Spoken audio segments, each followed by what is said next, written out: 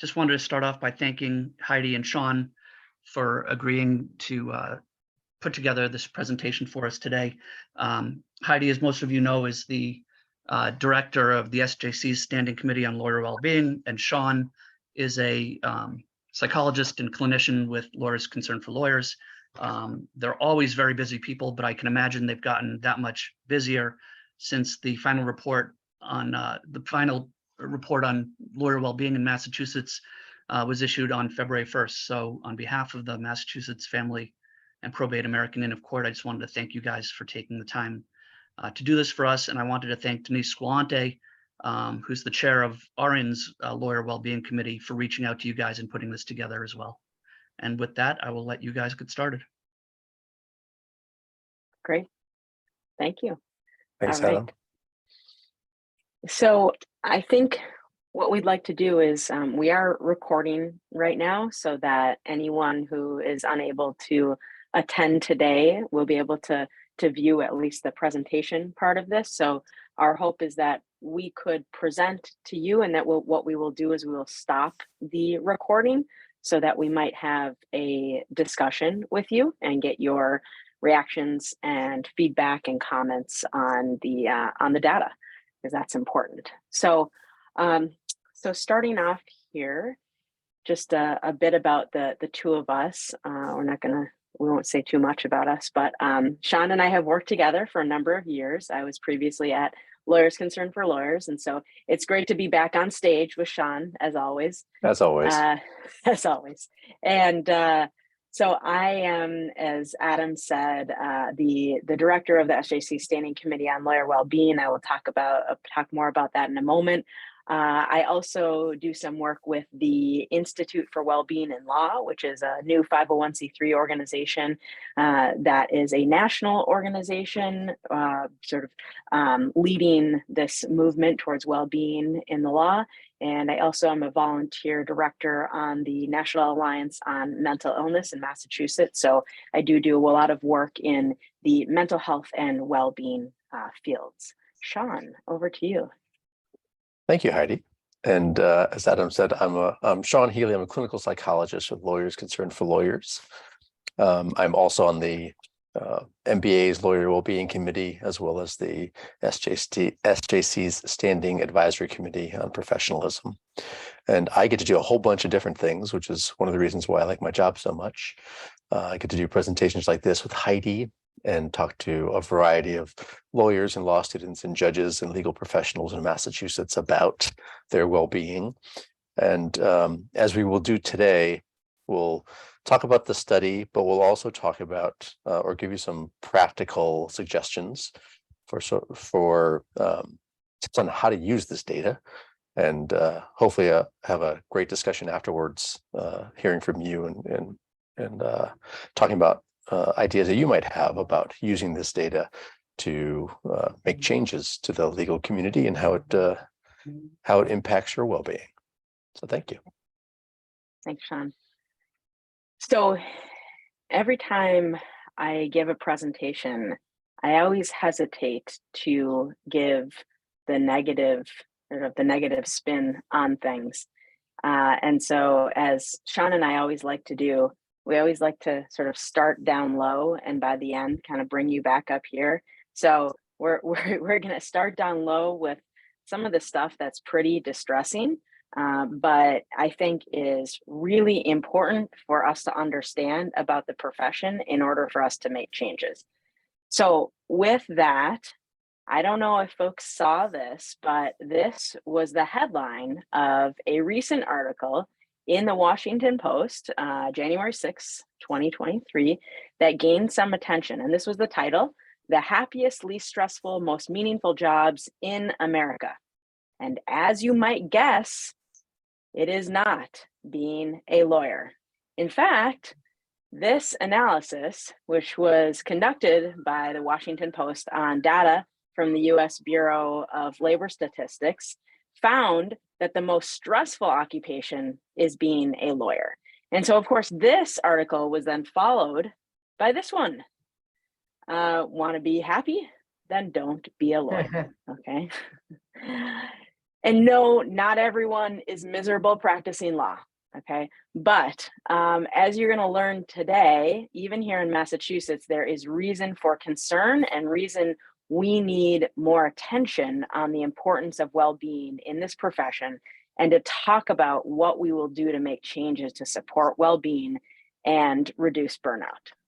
So I want to provide a little bit of history here in terms of this, what I call the well-being movement. And yes, there is indeed a well-being movement, a movement to help lawyers to thrive in their careers. And the data that we're going to speak about today really builds upon other studies that have helped call greater attention to this crisis in our profession. And so in 2016, there was a researcher by the name of Patrick Krill who continues to study the legal profession. And with the support of the American Bar Association and the Hazelton Betty Ford Foundation, he published a study revealing high rates of stress, anxiety, depression, and substance use among lawyers. There was also a study on law students, which had similar results. And so as a result of that research, a group of stakeholders came together from around the country, and they formed the National Task Force on Lawyer Wellbeing to address the problems. And then they published a report with 44 recommendations directed at changing the culture of the legal profession.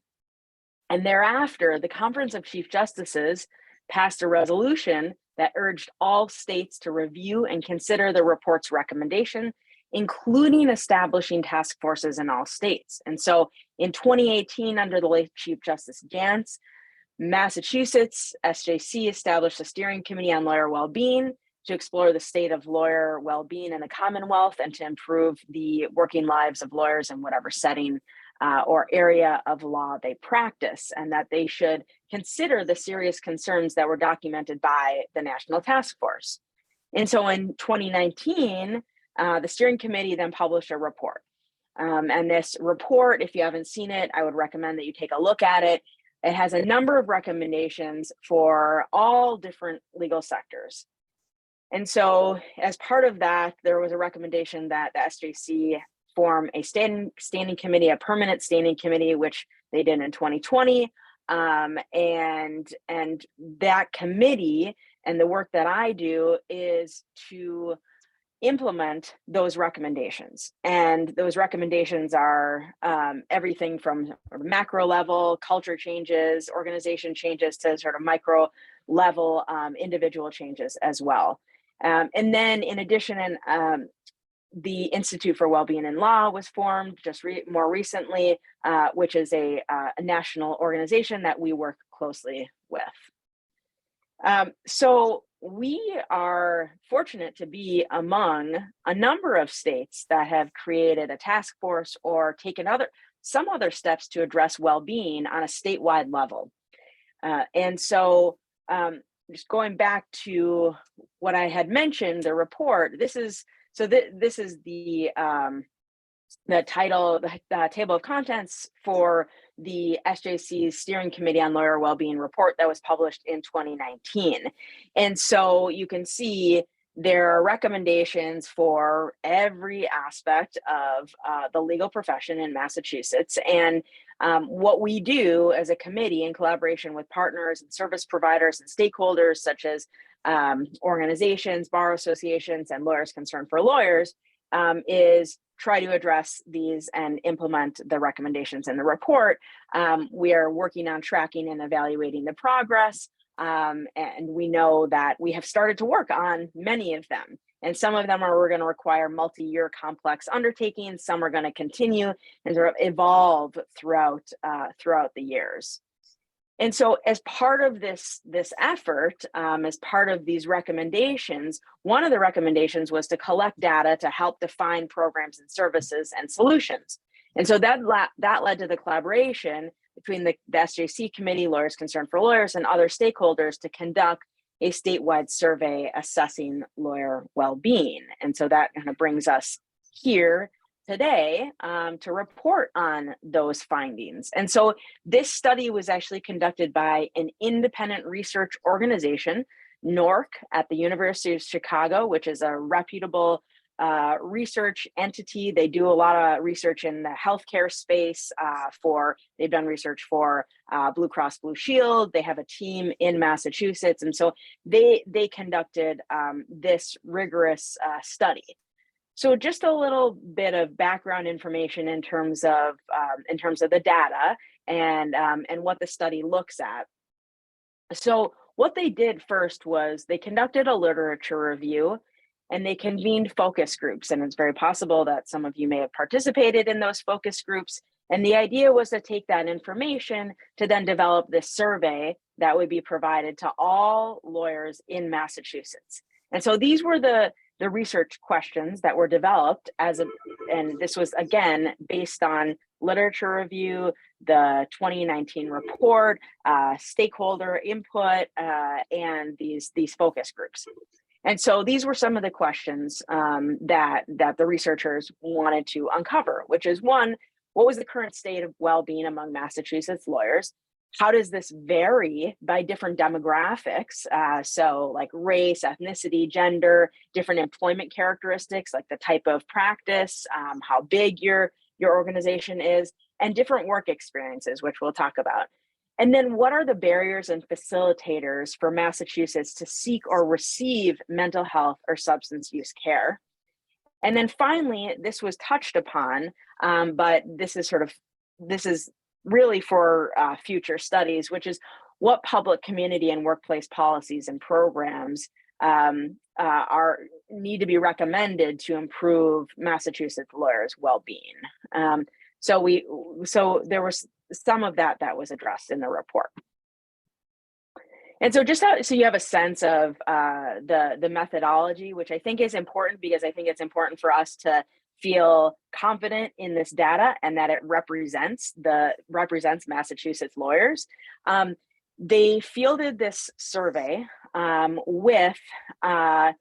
they sent it out to all lawyers who were registered with the BBO in 2021. And that was 58,000 attorneys. So every attorney had the opportunity to take this survey. They received 4,450 responses. Well, they actually received more than that, but some of them were not responses that were complete. But there were 4,450 eligible and complete responses. And so that is a fantastic response rate. And then what they were able to do is they actually were able to weight that the data using information on eligible lawyers from the demographic and law practice survey, which now has gone out to every single lawyer. So every lawyer is required to participate in the demographic and law practice survey as a part of their registration process. So we know that this survey actually, the results reflect the characteristics of active lawyers in Massachusetts. And so that's a pretty common approach to survey analysis, to make that sample of survey respondents more representative of the entire population. So that's really important, because a lot of the other studies that have been conducted haven't done that. So basically this is what they did. They did this environmental scan, which I talked about. They had the focus groups, they fielded the survey, analyzed the data, and then there was a lot of conversation about, what exactly should this report be looking at? What are the different elements? I mean, there's so much data collected. There were a lot of questions asked. There were a lot of different ways in which you could look at the data. And so what you're seeing here, what you see in the report, and what you're going to hear about today, these were the elements that seem to be sort of the priorities, the most important aspects that should be provided to the public. So that brings us to the actual report, the state of Massachusetts lawyers' well-being. In terms of how they measured well-being, so part of the study was to look at what's the well-being of lawyers and how does that differ by different circumstances? And so these were the different well-being instruments that were used. And these are all validated instruments, which means they're tested to ensure that they're reliable. They provide reliable and accurate results. So these have mostly been used previously, used in other studies. And so they selected these different measurements: satisfaction with life, burnout, anxiety, depression, and hazardous or unhealthy alcohol use. So that's what they looked at to define well-being. So here's what they found. So the first here was that 2/3 of Massachusetts lawyers reported overall satisfaction with their lives, despite more than 3 in 4 reporting burnout. And so that's obviously a very interesting finding, and it has caused a lot of discussion in the legal community. And I think there's a lot of ways in which we can think about that. But obviously the statistic that is concerning is that 77% are experiencing burnout from work as an attorney. And that question on burnout is specific to their work as an attorney. So it's not like burnout, like you're burned out just one day, you had a bad day, or you're sort of burned out of life in general. It's burnout from your work in particular as an attorney. And that's how the question was asked. And so, we've talked to a lot of people about this. And, I think one of the things that has come up a few times is that, it appears as though like people can be both satisfied with life and burned out of their work. But obviously there is concern that so many people have burned out of the profession and what that means about our profession. And maybe it's the case that we've sort of been conditioned to think that, well, if we're making money and we have a job, like we should be satisfied in our life, regardless of, how we feel at work. So I think we could have a whole conversation about this. Shawn, did you want to chime in on this slide in particular? Yeah, so just to add a little more context to that. So the way they asked about burnout was, how often do you feel burnout? And sometimes, often, or frequently, or scored as someone experiencing burnout.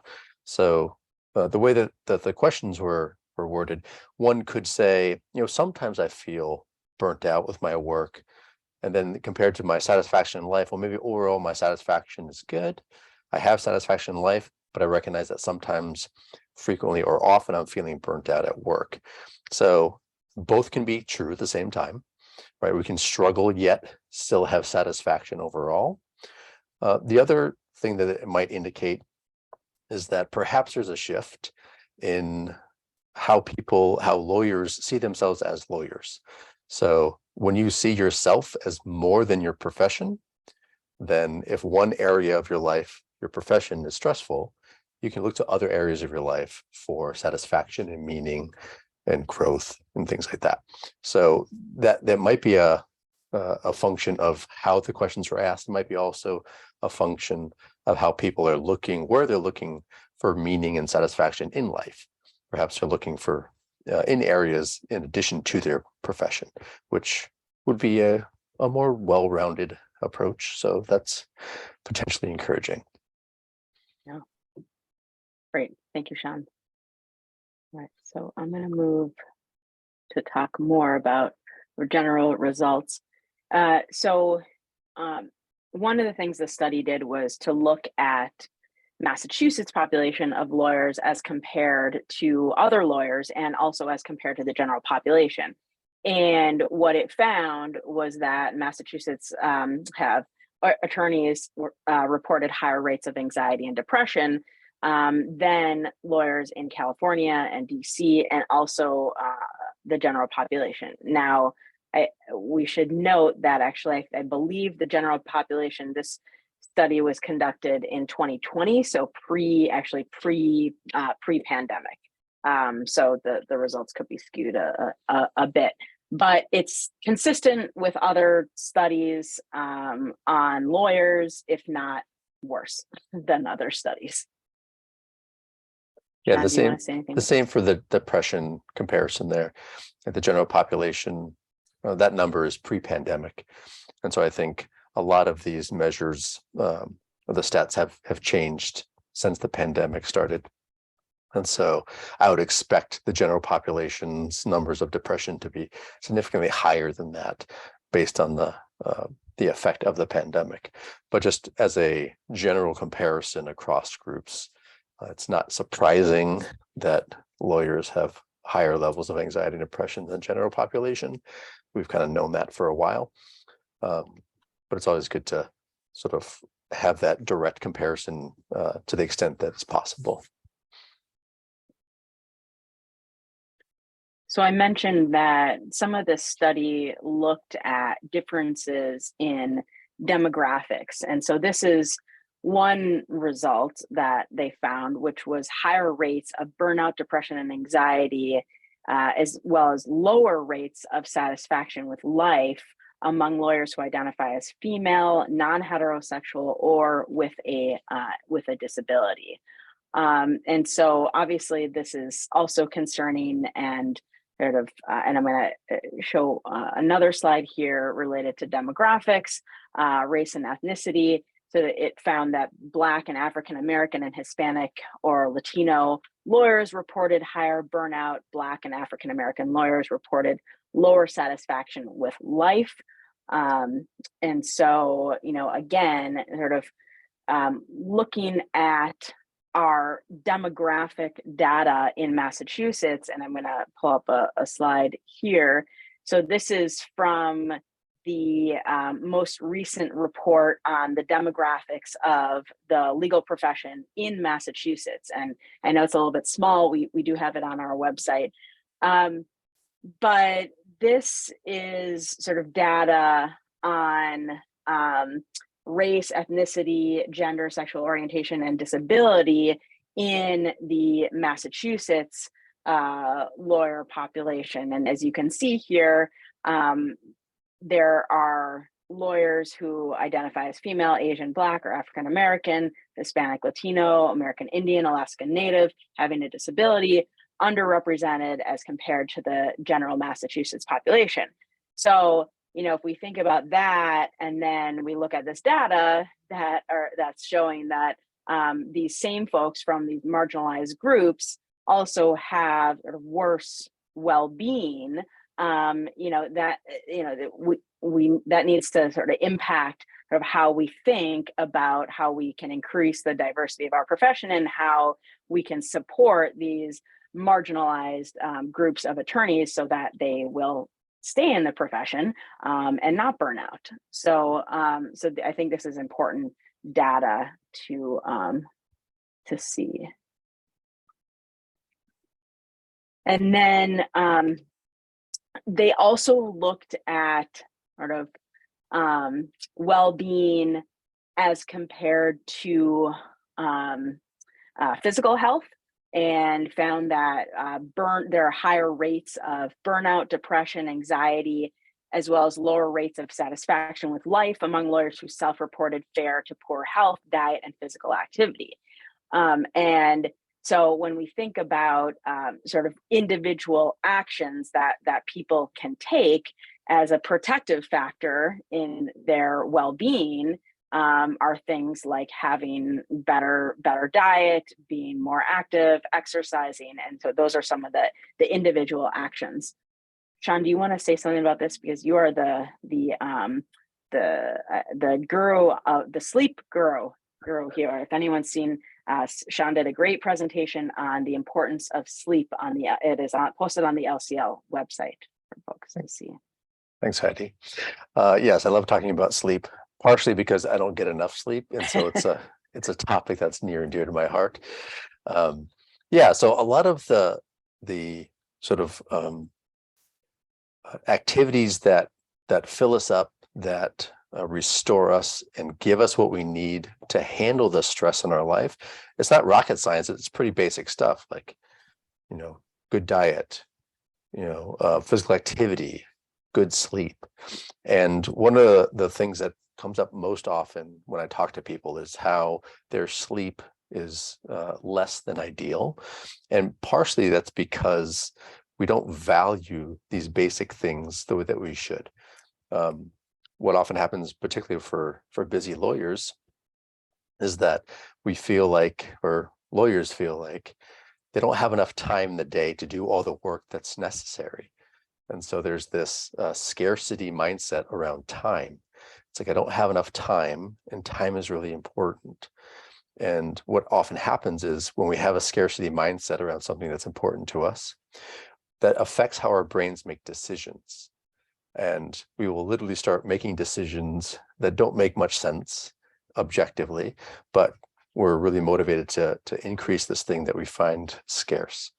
And so the quickest thing to do when you feel like time is scarce is you want to trade sleep for more time. Like, if I didn't have all this wasted time sleeping, I could be so much more productive. I could answer those emails, I can get the work done, I would be ahead of the game. So we start devaluing sleep.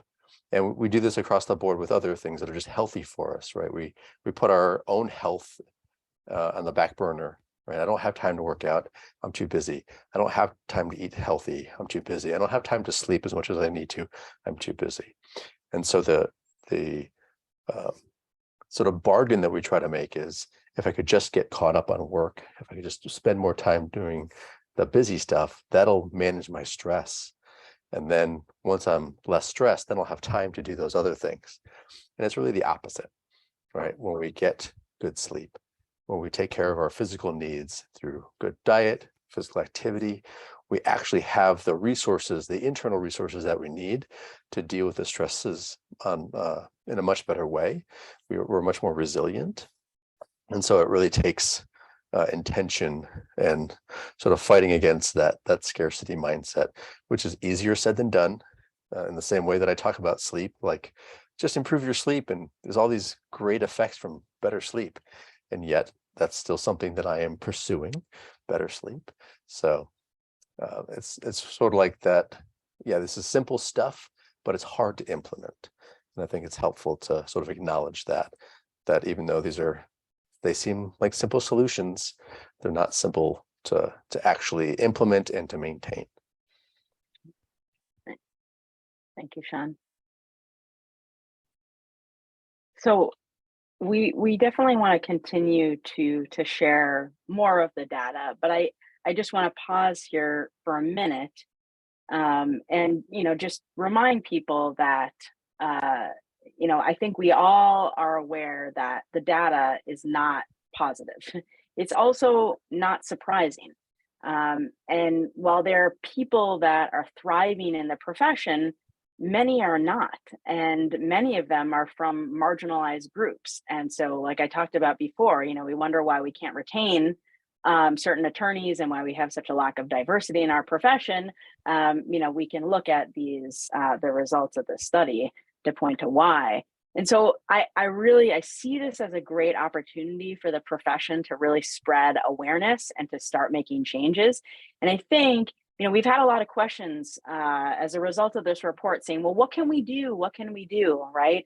And I think one of the things you can do is look back to the SJC steering committee report in 2019, because all these recommendations that were made are all bolstered by this data. And many of those are specific to different sectors and have ideas for individual policy, cultural changes that we need to start implementing. And I think one of the things that this data does is it helps bring people to what I call this movement, and to help create more well-being ambassadors who are going to make changes in their workplaces, and to help spread this messaging of well-being and its importance. And also to think about, and we'll talk about this later too, is, how are you going to look out for others, and what can you do to support others? And and how do we reduce stigma? And again, we'll talk about that. But I encourage you, and this is sort of the midpoint call to action, which is, helping to share this report and raise awareness, and think about, what are the individual actions you are going to take? What are the actions you are going to take in your workplace? What are the actions you might take as a leader? And hopefully we can hear from some of you at the end of this presentation about, your thoughts and your reactions based on this data. What are the things that you can do? So I just wanted to pause there before we continued to talk more about the data. And Shawn, what would you like to add here? Yeah, so I just want to sort of maybe state the obvious, that for the past several years, we've had more and more data about lawyer well-being across the country, different areas, now Massachusetts. And we've had recommendations, we've had all these suggestions for how to improve things. But most people, generally speaking, haven't experienced dramatic changes in the well-being of the community, and the data sort of suggests that. So oftentimes the reaction to another study like this is, wow, things are bad, or changes need to happen. Like, what can I do? Like, obviously this is a big problem, right? And I'm one person, and I feel overwhelmed by the idea that I can't change this. And so my encouragement to you, one, is to validate that experience, right? It can be overwhelming. And the second is to start simple, right? Heidi recommended, like, going back to that study, if that feels overwhelming to you, one place to start is just asking yourself, what can I do for myself and for somebody else? Like, not the legal community, not the world. Start with yourself. And then for one other person, how can you impact one other person? And maybe starting with a sustainable goal. What can I do for myself each day that is going to improve my well-being? And I really encourage you to start with yourself. Because again, if you feel drained, if you feel burnt out, if you feel like you're just trying to keep your head above water, that's really hard to help anybody else, let alone the legal community. That's too much of an ask. So start with yourself. And I'm a big fan of managing expectations, right? So it can feel like the right thing to do to have lofty goals around making big changes when there's big issues that have been identified. But I would actually encourage you to do the opposite, at least for now, which is make a very modest goal, something that you think is sustainable, to improve your well-being each day. And also to make a commitment to try to impact someone else in a positive way each day. And I think if you're able to do that, it's going to be, it's going to take time for that to sort of, those ripple effects to spread. But if people can do that individually, like, the collective effect of that will be significant. I think oftentimes the responses I hear from people, whether they're lawyers or judges or legal professionals, it's kind of like, this is sort of how the system is, and I'm one person in a system. How can I change the system? Right. So you have new lawyers coming into that system, and they're like, well, I'm the new person here. I need to adjust to this system. It already exists. So, like, who am I to try to change this? People who have been in the legal system for a long time often say, like, well, this is how it's always been. So, like, efforts that have been made in the past haven't changed it. So it's discouraging to feel like, oh, I have to try again. I've heard from judges who feel like, even though they're sort of like the authority in the courtroom, that they're also a part of the system and they can't change it. They feel like this is just how things are going, or, I don't want to make too big of a change to how things are because that's impartial one way or the other, or it might be giving an advantage to one side or the other. And so whenever we think about changing these big issues or systems, it's really easy to feel overwhelmed, and then you feel discouraged. sort of burnt out with the idea of making these big changes, and then little change happens. So again, just to go back to that simple idea of focusing on yourself first and identifying something you can start and sustain to improve your well-being each day, and then have your eye out for improving someone else's experience in a small way every single day. I think that is a way to engage in this movement in a way that's sustainable, and then not to expect huge changes immediately, but to focus on just sustaining that pattern, and then changes will occur. So that's my encouragement to you. Thank you, Shawn. It's always nice to bring a psychologist to present with you to explain the psychology of change. So very much appreciate that. So we want to share some additional data with you and talk about some of the practical suggestions for change. There's a number of different areas in this research that's very important. And so moving to one particular area, which I know Shawn knows a lot about, in his work at Lawyers Concerned for Lawyers, is access to mental health and substance use care.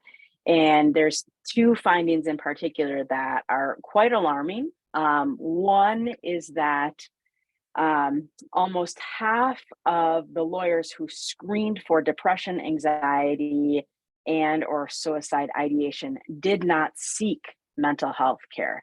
And so those who did seek mental health care, most of them received it, which is good, but half of them did not even seek care. And of course, that's hugely problematic. And we see similar, although worse, results for those who screened for hazardous or unhealthy alcohol use. 98% not seeking substance use care. And so, there may be many different reasons for this, alcohol as sort of being ubiquitous in our profession, part of the culture, folks not even realizing that it may be problematic. But the fact that people are not reaching out is a major problem. And the other, as part of this, the study also found that there are certain groups of lawyers that have higher rates of unhealthy alcohol use. So younger lawyers, white lawyers, female lawyers, which is interesting because that is actually not similar to previous studies. Those who had less physical activity, frequently experiencing work-life conflict, those who experience bias, harassment, and discrimination, lawyers in the private sector versus those who are working as private in-house counsel, and those who are working long hours. And so, and making, as you can see, earning more than $150,000. So there are certain people who tend to fall in that group. And the primary barrier for seeking mental health or substance use care that was discovered in this study was stigma, which I don't think is a surprise.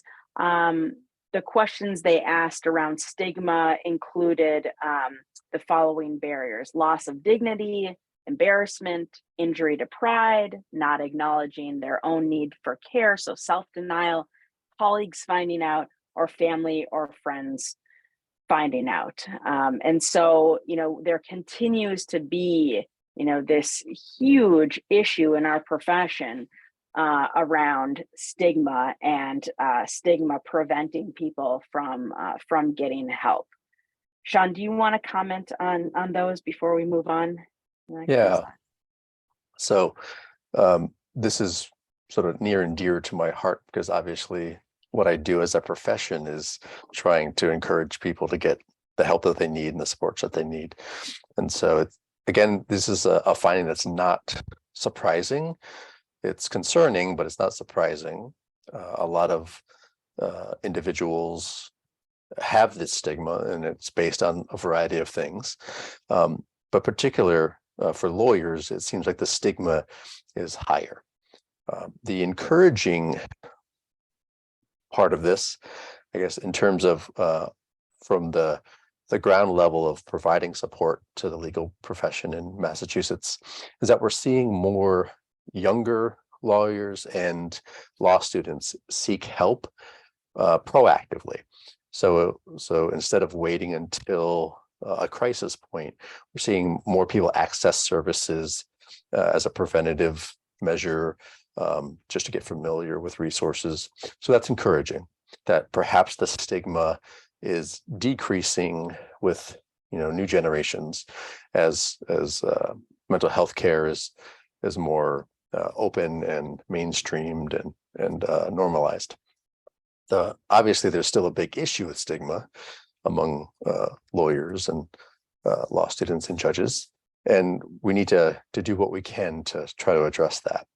So one of the things that is helpful in addressing stigma is one person, right? Like having one person who works against that stigma.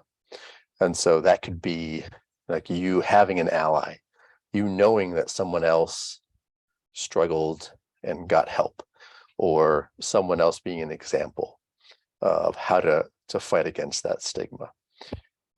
Stigma has a lot of power, but one thing that is even more powerful than stigma is someone deciding that they're going to do something despite there being stigma about it, and deciding that this is not going to stop me at all. So we can go to the next slide, Heidi. Okay. And feel free to go back if you wanted to say something about the Nope. That's okay. good. So one of the things that we've been doing on the MBA Lawyer Wellbeing Committee is I've been working with Amanda Rowan, who's one of the authors of this series, on addressing stigma.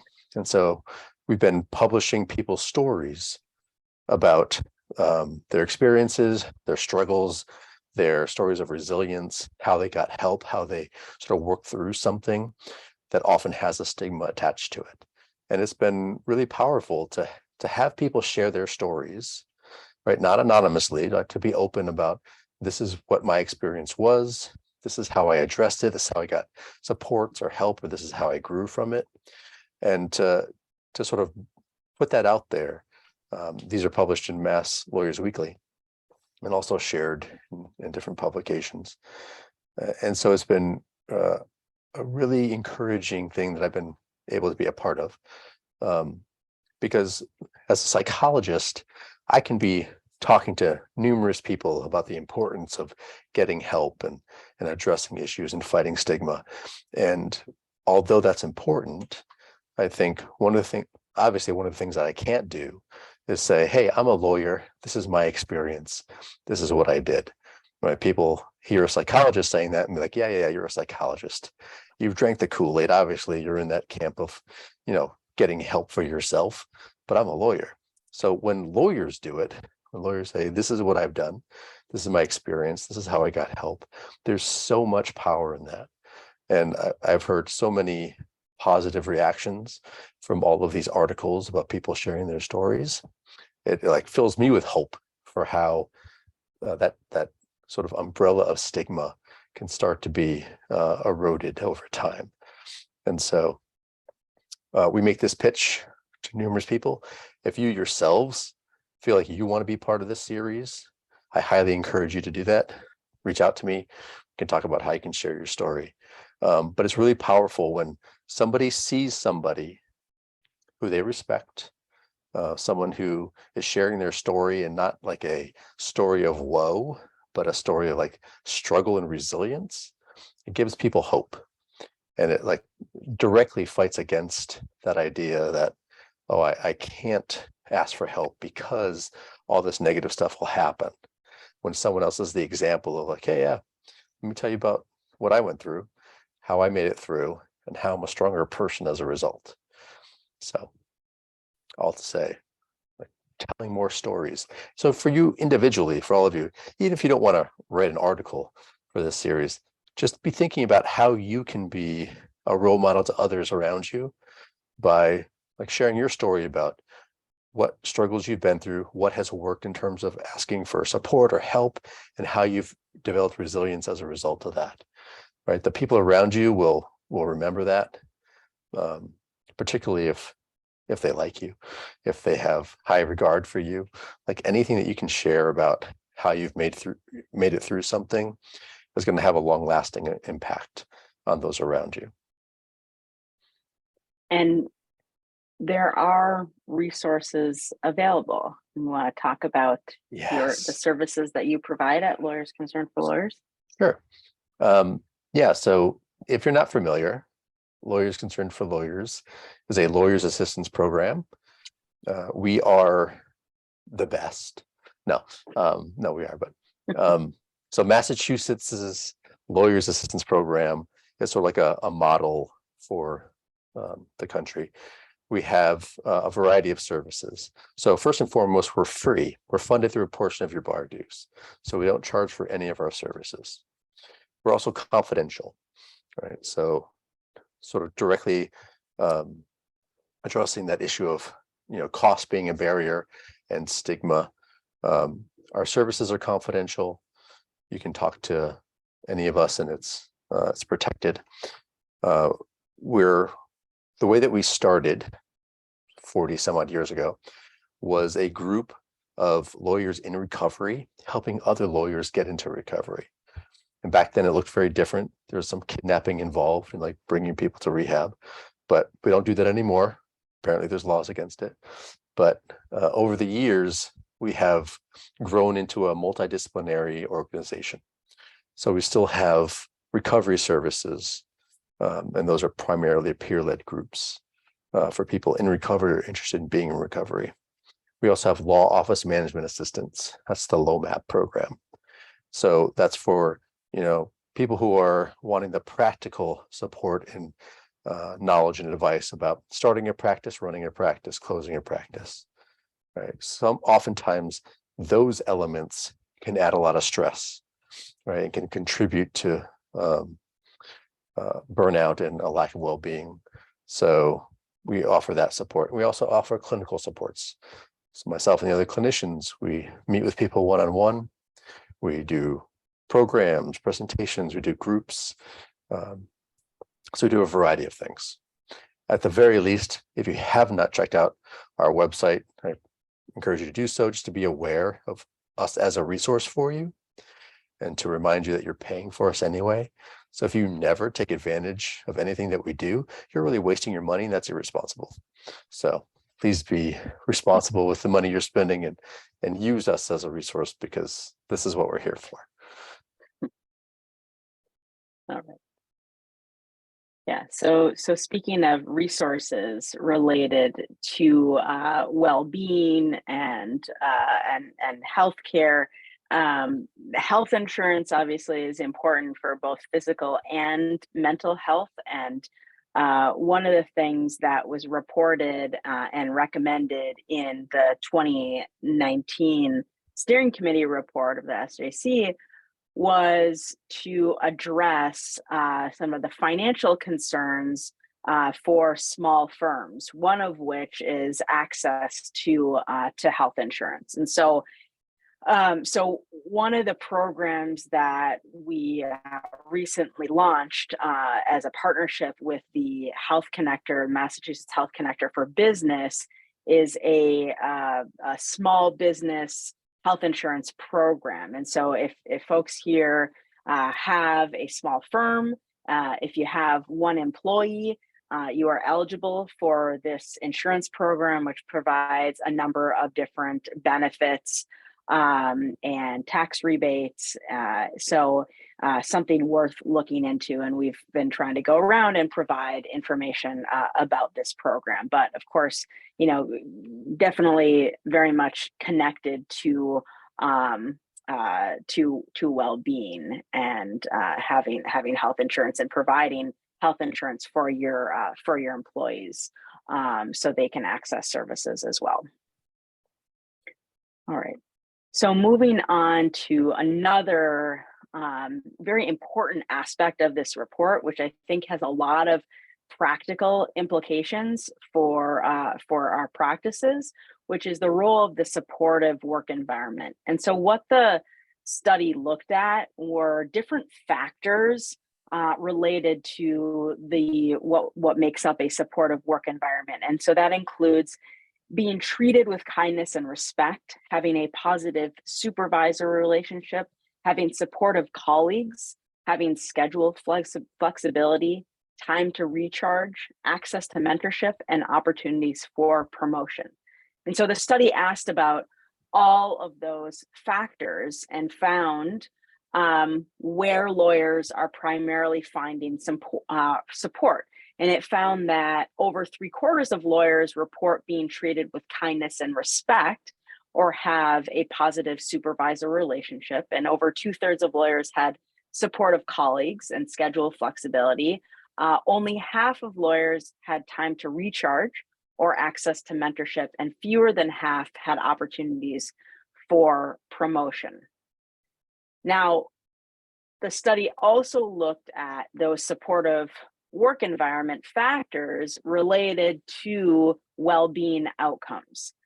And so what it found was that having a supportive work environment was associated with lower rates of burnout, anxiety, and depression, and greater satisfaction with life.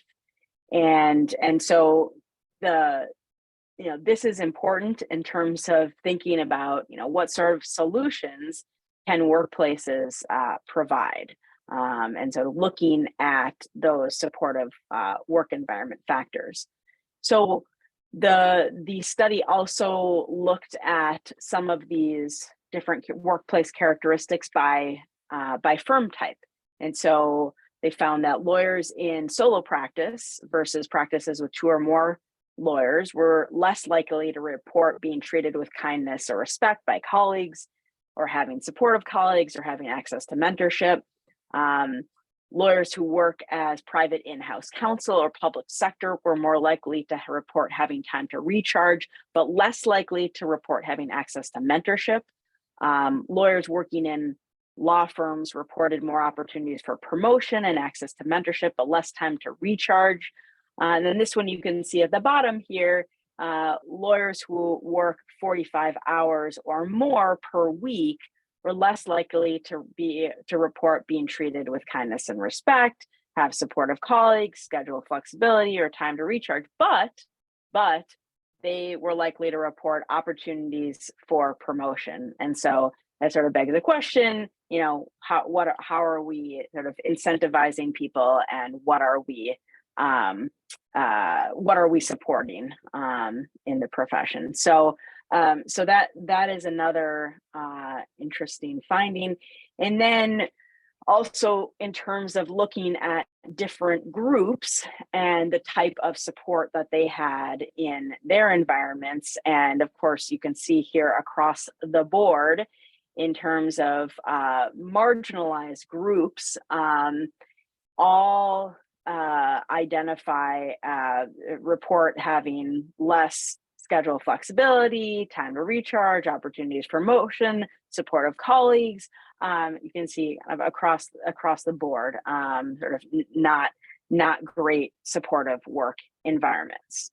So that brings us to some of the more what I would call like organizational or systemic changes that can be made, or culture changes and things that workplaces can do to have a positive impact on well-being. And so looking at those different factors, one really important element here is the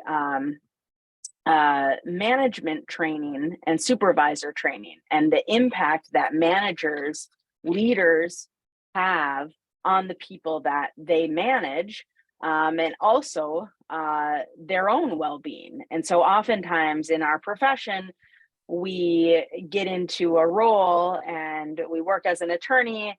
We're not trained to manage people. And all of a sudden, years later, we're managing a lot of people, yet we have not been trained to do so. And so there's a lot of different ways in which we can train people to manage, to support well-being. And so these are just some of the different ways. There's a lot of different programs. We've been working with Greater Boston Legal Services on a pilot management training program that hopefully will be rolled out to a number of different legal services organizations. But being able to give feedback, having empathy, compassion, understanding how to lead both multi-generational and diverse workforces. And this interesting one at the bottom actually relates to another study that was conducted, again by Patrick Krill, which found that that workers, attorneys' well-being was actually better when they were valued for their skill and worth, as opposed to their productivity and responsiveness. And so just giving, attorneys like big bonuses, it was not helpful in terms of raising their well-being. It actually had the opposite effect. So, so those are some of the things that organizations can specifically implement. Shawn, did you want to note anything there? Yeah, just to sort of build off of what you're saying, the fact that in most settings, there's the Peter principle, if you've ever heard of that, which is oftentimes people are promoted to the point of incompetence, right? Like you're good at something, and then the way that you're recognized for being good at that is that you're promoted to do something that you have like no idea what you're doing, or that's not in your skill set, right? So to Heidi's point, oftentimes, in a law firm or in other organizations, people are recognized for the good work that they're doing, and then their reward is being asked to do something that's outside of their skill set and their training. And so this happens all the time in multiple industries. I think it's just helpful to recognize how that affects the system, right? So if you've sort of grown up in your profession with supervisors and managers who don't know how to supervise and manage well, then you're taught that's how you do it. And then you sort of replicate that. So if you're in a position of managing others, being a supervisor, being a mentor, or you would like to be, I'd highly encourage you to think about how you would like to be a manager or a supervisor, and then access information. There's lots of books and training programs that you can access quickly and easily, just to get more training or information on how to do that well.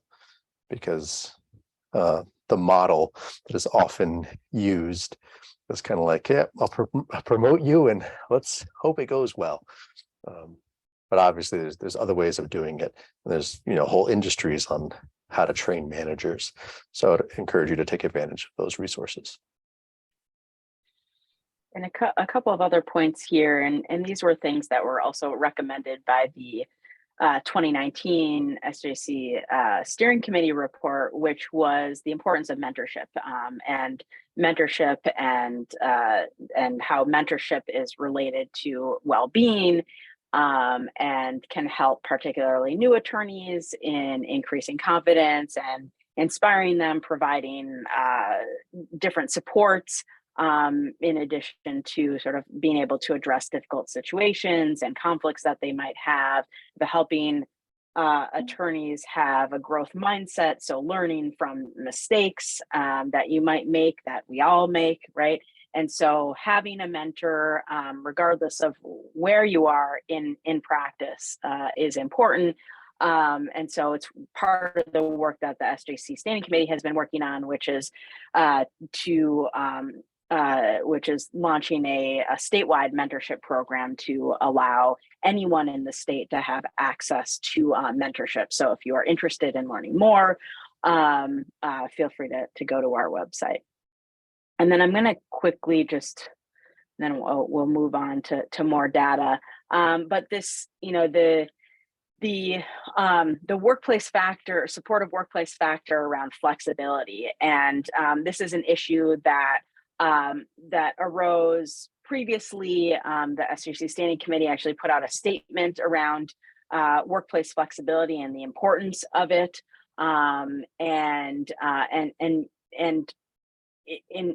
specifically in order to provide more inclusivity, especially for groups who have been marginalized.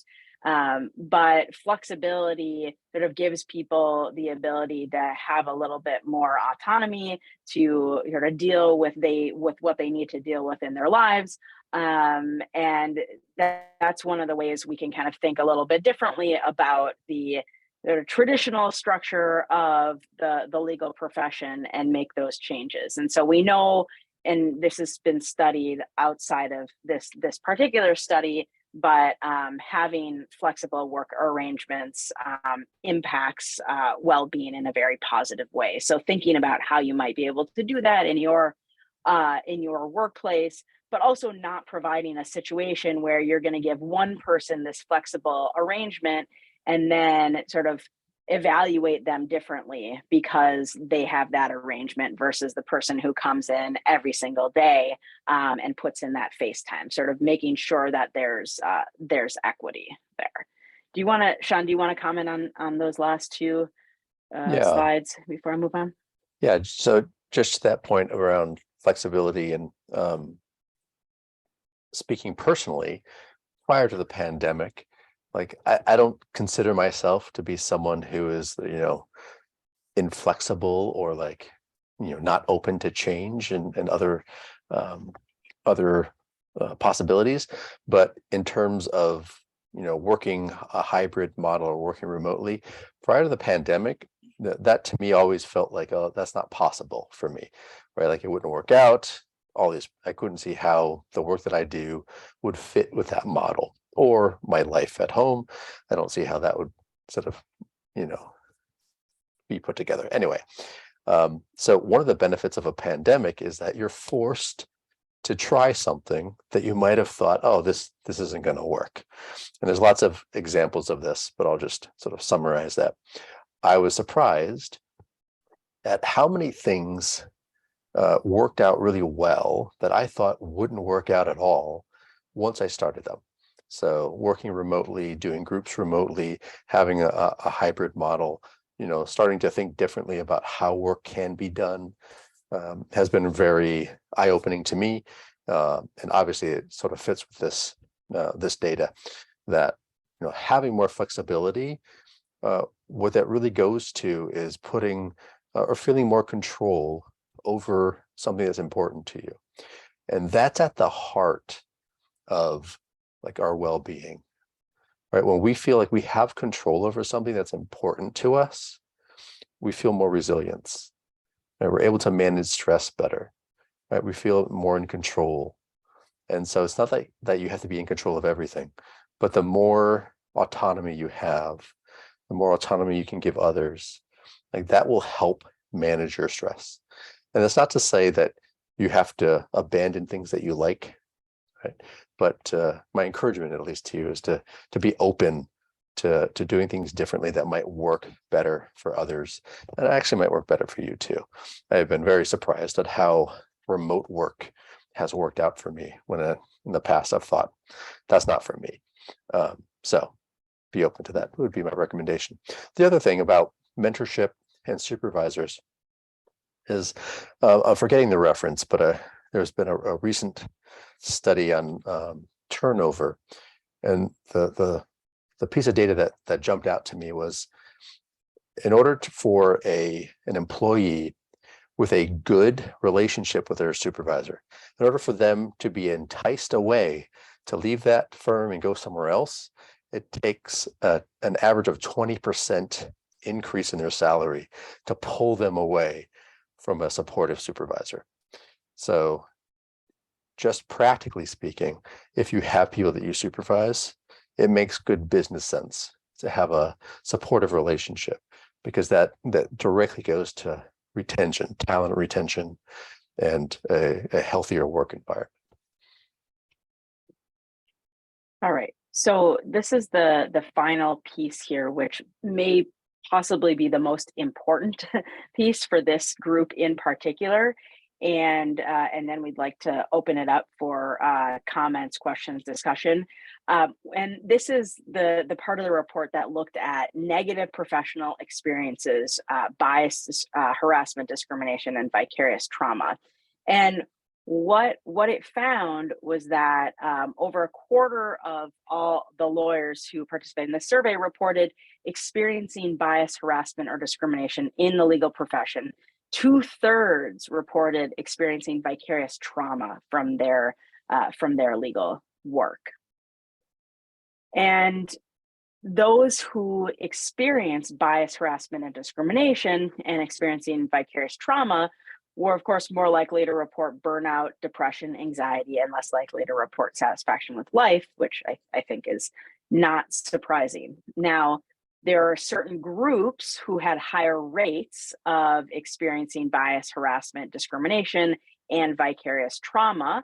And those are listed here, but it was more common among groups who have been marginalized. So Asian, Black, African American, Hispanic, Latino, as opposed to all other races and ethnic groups, folks who identify with having a disability, also lawyers who are reporting worse overall health, diet, or less physical activity, also had higher rates of experiencing bias, harassment, discrimination, and experiencing vicarious trauma, and people who identify as female. So differences in demographics. And then I think what is particular importance, especially to this group, is that the lawyers most frequently reported experiencing bias, harassment, or discrimination from attorneys representing other parties and in their place of employment. And then you can see down here also a quarter of them reported experiencing that in court. And so, this is something that I know this group has talked about and is working to address. And certainly, I know Denise has, and so this is something that we really need to think about. And I just want to sort of mention the Affinity Bar Town Hall report as well that was published by our committee a couple of years ago now, that provides a number of sort of lived experiences from members from the affinity bars, and talking about experiences, particularly in the courtrooms, having their bar cards scrutinized more heavily than their white counterparts, being mistaken as the defendant or interpreter, and all these really terrible experiences. And so, I know that the court has definitely taken some steps, in particular, to address some of those issues. And if you haven't seen this Upstander video, I would highly recommend it. It is a fantastic video that was put out by the trial court. And what it talks about is they're training judges and court staff to be upstanders and not bystanders. And that I think also goes to attorneys, right? To say something when you see someone being treated not in a poor way. And so we need more training so that we know what to do in those situations. And just to also mention, there's a lot of work being done around judicial wellness as well. And there was a survey that was conducted in now a couple of years ago on judicial stress and resilience, and sort of the importance of judicial well-being and the impact of their well-being on the people who appear before them. And so there's a lot of work happening in that space as well. So I just want to make that point. So Shawn, do you want to comment on some of that before we move on to the last piece? So I have a variety of thoughts. One is, I've heard it said that when a client is in court, it's usually the worst day of their life, right? Like something has happened to bring them to court. Whereas for those who work in court and they're on a regular basis, it's like, this is my workplace. This is normal. Like I'm comfortable here, or a lot more comfortable. So it's helpful when we're in a system that is familiar to us to recognize when others are not familiar with it. And that can be clients, that can be new lawyers, that can be, law students or new employees. And it's helpful to sort of break down what you assume to be true, right? Like, how things are going to go, but it's helpful to break it down for others. This is also helpful for ourselves to be thinking specifically about like what we do and how things go. One reason why that's helpful is that that'll increase your awareness. So when things are different, to Heidi's point in terms of the surveys that had specific examples of discrimination or mistreatment for marginalized attorneys in the court system. Relating all that to the point about saying something when you see something, oftentimes people don't know either what to do, right, when they've recognized something happening that is, out of place or an act of discrimination or mistreatment. So I would encourage you to think about different ways to say something. Right. One is to speak up and actually intervene. One is to tell the person who is the target of that mistreatment that you saw what happened. The simple act of letting somebody know that you saw them, you saw what happened to them, and you're validating that it's real is very helpful.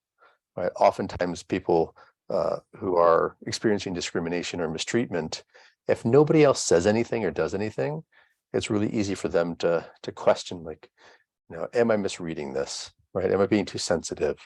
Did that really happen? But when somebody else says, I saw what happened, I recognized it, I validate it, that's very helpful. Right? You don't need to know the perfect response or the perfect thing to do. And that's across the board in terms of helping somebody else or reaching out. You don't need to have the answers. Sometimes something as easy or as simple as just stating what you've observed, right? Taking the implicit and making it explicit is very helpful. And this is true for lawyers, for court staff. It's true for judges. I mentioned earlier that a lot of judges have told me that they're hesitant to intervene when they see something because they don't want to be biased or come across as being biased. And I encourage them to think about sort of making the implicit explicit, right? Just to state what you observe at the very least, and then set expectations, right? Because when somebody is engaging in discrimination or harassment, if nobody else says anything, the implicit message is, it must be okay because nobody stopped me, right? So any sort of pushback, any recognition, any calling out of it is helpful in disrupting that message that it must be okay because nobody said anything. All right. So we have been talking for a long time here, and I want to get to the end. We will send out the slides in addition to the recording, but just looping back to what we talked about in the beginning and sort of thinking about, how are you going to contribute to some positive change? And these are some, some ideas. Shawn talked a lot about this early on. What are the small things that you can do, and kind of thinking about those small things as opposed to the big picture, which can be overwhelming. We have, information on our websites, and you can see what we're doing and the different services that are provided to you. And so, I want to end here and open it up, and I'll stop the recording. So if anyone who is still here after about an hour and 20 minutes, is, getting your reaction to this data and thinking about, what are the things that really concern you, and what are you thinking that you might do about it, or any comments. I am really interested to hear from attorneys in terms of this data. I think it's really important to the work that we are doing. So I'm gonna end unless Shawn, you wanted to say, you want any last words before I ended the recording? No, I think everything Okay. you said is awesome. That's my final word. Okay, wonderful. All right, so I'm going to stop the recording.